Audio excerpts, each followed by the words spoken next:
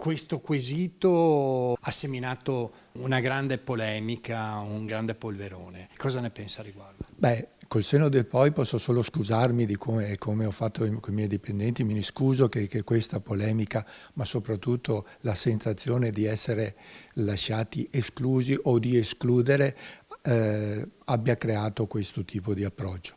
Parte dalle scuse l'amministratore delegato Bruno Scappin, ma la polemica attorno alla Blue Ergo di Castelfranco Veneto non si placa. Al centro delle critiche il questionario distribuito ai dipendenti con la richiesta di indicare quali colleghi licenziare in caso di esuberi, un'iniziativa che ha acceso un forte dibattito e ha attirato l'attenzione anche della politica. Durissimo l'attacco della deputata del Movimento 5 Stelle Chiara Appendino, che definisce il questionario inaccettabile e annuncia un'interrogazione alla ministra del lavoro Marina Calderone. L'azienda respinge le accuse e invita la parlamentare a visitare lo stabilimento, ribadendo che l'obiettivo non era quello di avviare licenziamenti, ma di trovare soluzioni per salvaguardare i posti di lavoro. Io invito la senatrice a venire a trovarci, così si rende conto che qui non esiste quello che in qualche maniera si capisce o si legge nella sua dichiarazione. Intanto il caso ha provocato forti proteste sindacali. I lavoratori riuniti in assemblea già programmata con le rappresentanze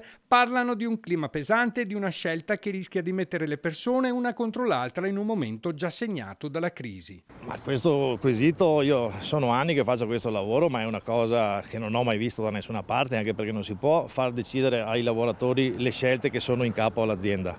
È una cosa che non sta né in cielo né in terra, è una cosa surreale. Nel tentativo di abbassare la tensione, l'amministratore delegato assicura ora la volontà di ripartire dal confronto, auspicando una soluzione condivisa con i lavoratori e sindacati per superare la crisi e garantire un futuro all'azienda. A me interessa il futuro dell'azienda, però con i suoi dipendenti, quindi questo è quello che io lavorerò.